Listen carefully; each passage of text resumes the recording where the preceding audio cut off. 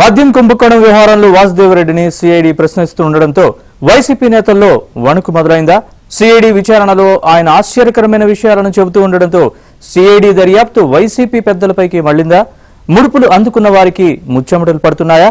కలుగుల్లో ఎలుకల్లా వారంతా బెంగళూరులో తలదాచుకుంటున్నారా?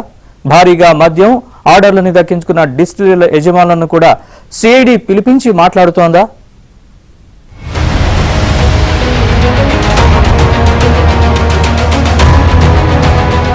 రాష్ట్రంలో తాజాగా వెలుగులోకి వచ్చిన మద్యం కుంభకోణం అనేక మలుపులు తిరుగుతోంది. వైసీపీ ప్రభుత్వ హయాంలో 2019 నుంచి 2024 వరకు మద్యం వ్యాపారాన్ని ప్రభుత్వమే నిర్వహించింది. అంతకు ముందు ప్రభుత్వం మద్యం షాపులను వేలం వేసి బహుళజాతి కంపెనీల మద్యాన్ని విక్రయించే స్వేచ్ఛను షాపులకు కల్పించారు. తమకు ఇష్టం వచ్చిన కంపెనీల మందును అమ్ముకునే విధంగా కూడా స్వేచ్ఛను ఇచ్చారు. కానీ వైసీపీ ప్రభుత్వం అధికారంలోకి వచ్చిన తర్వాత 2019లో మద్యం విధానాన్ని మార్చివేసింది. టీడీపీ ప్రభుత్వ హయాంలో 4400 షాపులు ఉండగా జగన్ ప్రభుత్వ హయాంలో 2024 నాటికి 2934 షాపులు ఉన్నాయి. ఈ షాపులన్నింటినీ ప్రభుత్వమే నిర్వహించింది. బహుళజాతి కంపెనీల మందు విక్రయాలను నిలిపివేసి రాష్ట్రంలో ఉండే డిస్టిలరీల నుంచి మద్యాన్ని బెవరేజెస్ కార్పొరేషన్ ద్వారా కొనుగోలు చేసి విక్రయించడం ప్రారంభించారు. అయితే తమకు కమిషన్లు ఇవ్వాలని అధికార పార్టీ నేతలు పట్టుబట్టగా డిస్టిలరీల యజమానులు ప్రస్తుతం ఉన్న ధరలతో కమిషన్లు ఇవ్వలేవని స్పష్టం చేశారు. దీంతో ధరలు పెంచిన ప్రభుత్వం వారి వద్ద నుంచి కమిషన్లు వసూలు చేసింది. కొన్ని డిస్టిలరీలు తాము కమిషన్లు ఇవ్వలేమని చెప్పగా వైసీపీ నేతలు ఆ డిస్టిలరీలను స్వాధీనం చేసుకుని మద్యం తయారీ చేయించారు. కమిషన్లు ఇచ్చిన వారికి ఎక్కువ ఆర్డర్లు ఇచ్చారు. గత 5 సంవత్సరాల కాలంలో 99,000 కోట్ల రూపాయల మద్యం విక్రయాలు జరగ్గా ఇందులో కమిషన్ల రూపంలో లిక్కర్ కేసుకు 200 రూపాయలు, బీర్కు 50 రూపాయలు కమిషన్ల రూపంలో దక్కాయని, ఈ మొత్తం విలువ 3,113 కోట్లు ఉందని అభియోగాలు వచ్చాయి. ఈ అభియోగాలపైనే ప్రభుత్వం దృష్టి సారించింది.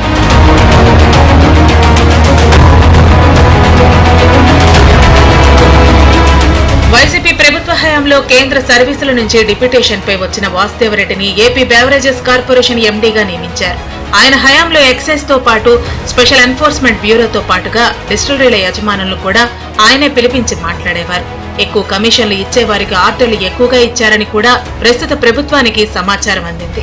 అసలు మద్యం వ్యాపారం డిజిటల్ యుగంలో నగదు రూపంలో చేయటమే అనేక సందేహాలకు తావిచ్చింది. పైగా డిజిటల్ యుగంలో ఆన్లైన్ పేమెంట్లు చేయకుండా నగదు లావాదేవీలపై కూడా సందేహాలు వెల్లువెత్తుతున్నాయి. అధికార పార్టీ నేతలకు కమిషన్లు ముట్టజెప్పేందుకే నగదు లావాదేవీలు చేశారని ఆరోపణలు వస్తున్నాయి. అందుకనే సిఐడి వాసుదేవరెడ్డిని పిలిపించి విచారించడం ప్రారంభించింది.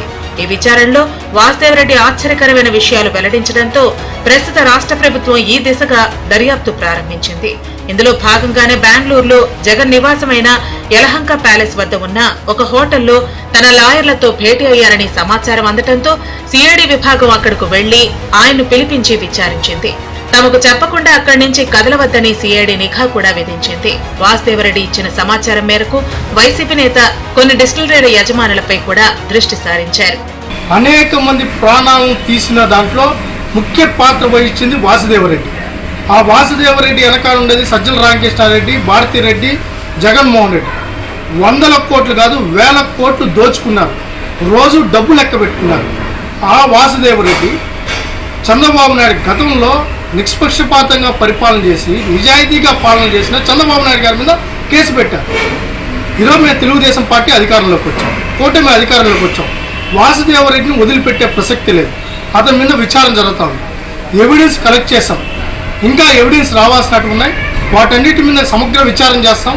తూతూ మంత్రంగా అరెస్ట్ చేసి కోర్టుకి సబ్మిట్ చేస్తే అతను మళ్ళీ బయట వచ్చి స్వేచ్ఛగా తిరిగే పరిస్థితి ఉంటుంది. తాజాగా వాసుదేవరెడ్డి ఇచ్చిన సమాచారం మేరకు ఆయా డిస్టిలరీల యజమానులను పిలిపించి వారి వద్ద నుంచి స్టేట్మెంట్లు రికార్డులు చేయాలని నిర్ణయించారు. వీరితో పాటు వాసుదేవరెడ్డి ఇచ్చే సమాచారం మేరకు వైసీపీ పెద్దల మెడకు ఉచ్చు బిగించేందుకు సిఐడి ప్రయత్నిస్తోంది. అయితే మొత్తం నగదు లావాదేవీలు జరగడంతో సరైన సాక్ష్యాధారాల కోసం సిఐడి ప్రయత్నాలు చేస్తోంది. ఓడిపోతున్న ఆధారాలన్నీ నాశనం చేశారు.